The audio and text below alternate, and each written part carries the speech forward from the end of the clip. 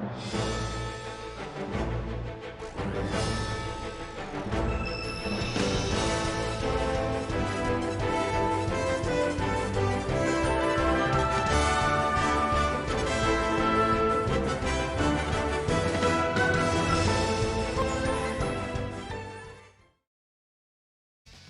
what's going on, guys? Welcome to our Final Fantasy Brave Exodus video, and we're reviewing the 3 units that are coming to global side: Shadowlord, Aphmau, and Livid Shantotto. Before we get going, Wizard of Shantotto's S-Timer did get buffed to 50% limit burst damage, so I would not say that we did it, but they did something because they knew that there would be a lot of backlash about this. The Vivi one, there was a little bit of backlash, but you didn't really need it. This is a big thing for a lot of units. Luna, Freya, Terra, a lot of mages in the future that would like limit burst damage. So this is a big thing. Hope you guys can get it. If you don't have it yet, don't fret.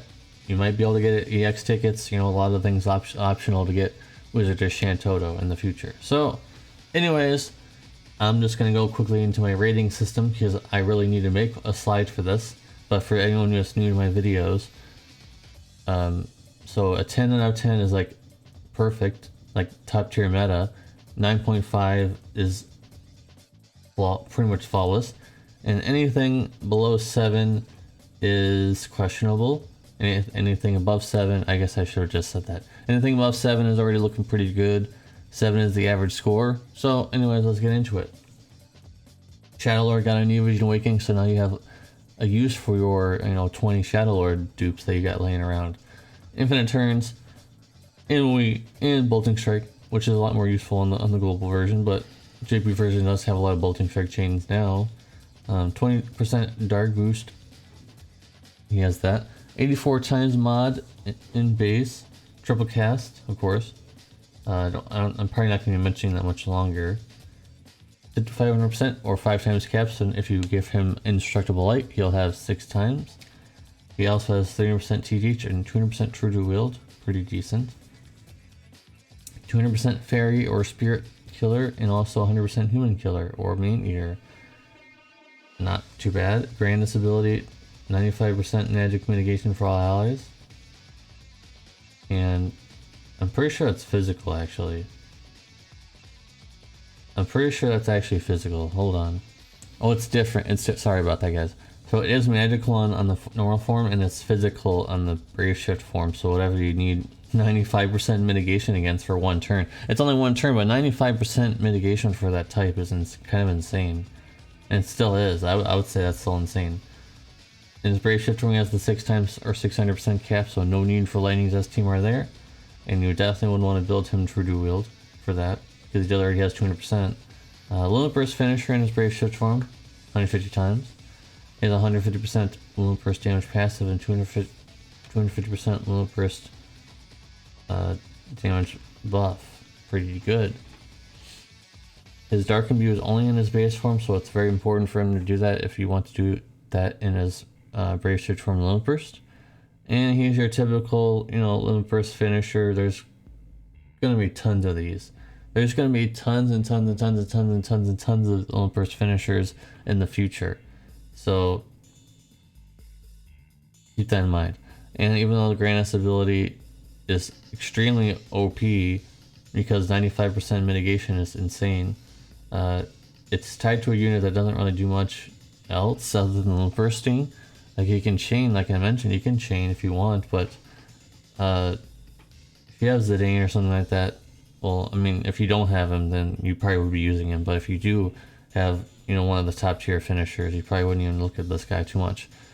But I will be giving him an 8 out of 10 because he is usable. He is pretty strong. You can build him right. So keep that in mind. I hope you guys have a whole bunch of them. You can use them, or if you have no finishers at all, and you're saying like, wow, he's telling me that there's so many finishers and I have none. Well, if you have Shadowlord, then you finally have your finisher that you can use for Dark Visions, for example. Since his Brave Shift Inverse is non-elemental, you can imbue him with whatever you want him to be. So there you go. Livid Shantotto. This is not the one that got the robe. This is not the one that has the robe S tumor, by the way. It's Wizard of Shantotto, just so you guys know. And anyways, infinite turns, 20 times mod to all abilities besides the Bone Burst on both sides. 500% cap, so if you give her Lightning's STMR, you're all good. 200% magic TDH on both sides.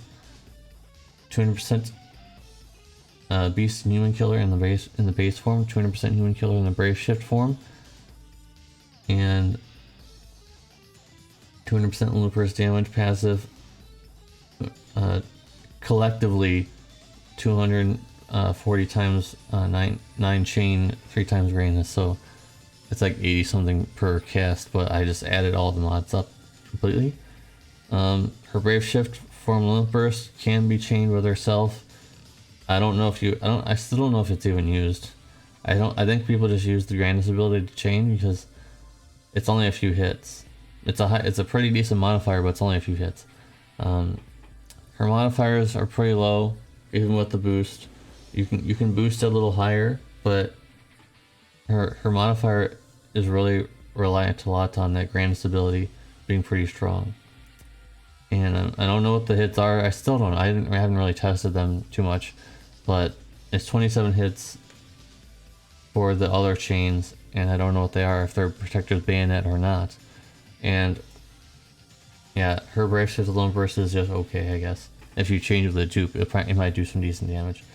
So if you have no mages, then this might be good for you. If you have no mages and you have dupes, you have friends that are sharing this, and you have a lot of her running around, and you're saying, I finally have a mage of my own. This might be your bet. She's not the best. She's not the worst. So I'm gonna go 7.5 because I just wish she had Chaos Wave Awakened. Why couldn't they have just given her that instead of just weird chaining? If it does come out that she has Protector's Bayonet, I don't think it changes very much because most of those are Limit Bursts. So you're chaining a Limit Burst with just chaining, magic chaining. So not a big deal really, but it's just like, yeah. And finally, this was kind of a mess because there's a lot to talk about with Aphmau, and apparently people on Reddit are already talking down to her, but that's okay. I'll be talking not down. I'm not going to be punching down, I'm going to be punching up. And so we got the STMR get changed to 170 attack now, but I believe that's the only change. As of this recording, this is only change, but there could be something more. I doubt that. Infinite turns, breaker and base, physical cover and brave shift form, earth imbue and base, fire imbue and brave shift, 200% defense, true shield, 2 shield build. So that means if you equip a weapon and a shield, you get that 200% defense buff, like not defense buff, but like the defense true build. And 140% defense with a fist, 30% evasion, 150% targeting chance on both sides. In the base limit burst, the spells and its buffs, and 85% full break, and 120% imperil for fire, ice, and lightning, and also water, wind, and earth. So pretty good. That's pretty good imperil if you need that. Brave Shift Limit Burst is a high ice and wind resist 100%. Also 75% physical and magical machine mitigation. Not too bad. I don't really use that too often, but hey. And in physical cover, she has physical cover in her Brave Shift form that is preemptive. And also she has preemptive breaks in the base form. She has AMOE, and for some reason, I still don't know why, she has physical Chaos Wave frames, which are pretty rare, I would say. She doesn't offer very much mitigation on her own. Her cooldown only provides 50% general and 30% physical magical. Even the side supports can do more than that, so don't rely on her for the mitigation part, probably. And her Chaos Wave Awaken is physical, which is, I don't know, a little awkward, but it's not the end of the world, I guess. So, all in all, she's a very good physical cover and also breaker combo unit. She's one of the most flexible units in the game, despite what people will say that you don't need physical tanks. But what about the future? You may need them. A lot of trials do require physical tanks. Some of them not so much, like Ashura. Apparently you can beat Ashura without a physical tank. But you can't say that it's not easier with one. and the Genie trial, physical tank is required for sure. So that's just a few examples. In the future there could be more. There could be more trials in the future that would require her.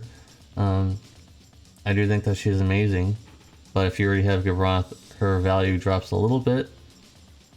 If you have King Bahimi, her value drops a little bit because you already have a physical tank, and now you're feeling like, I don't want to pull for another physical tank when I've got one. I already seen comments with that, like, oh, I'm going to pull for her, but I already have Gabranth and King Bahimi. So if you have King Bahimi and Gabranth, you're probably not going to look at her too much. But if you have no physical tanks, maybe you could do a few tickets or do some dailies. I know that you guys are very anxious about Final Fantasy VII Remastered coming to the game. I know that Sephiroth and Tifa are coming, and you guys are like, oh, I'm just going to save for that. That's completely fine for you. And I honestly would recommend just saving. If you're a free-to-play player and you have not much, you probably should just start. You probably should save. Even though I'm going to be giving Aphmau a 9.5 out of 10, if you are low on resources, don't stress. He's not limited time.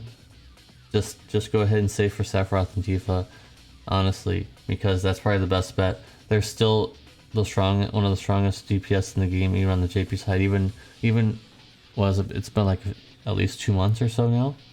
The weak meme is not relevant to either of them because they're on a different scale altogether. And I know this is not a Tifa and Sephiroth video, but we gotta talk about them because they're just on a different scale compared to other DPS. So with that in mind, guys, let me know what you guys think. Are my scores on point? Are they not on point? Or you have some disagreement with something that I said? Please let me know in the comment section down below. And if you do appreciate my reviews, please leave a like button. If you do not, well, I guess you don't have to. And if you have been waiting to subscribe to my channel, please consider subscribing. Thank you guys for watching. I hope to see you in the very next one. Peace.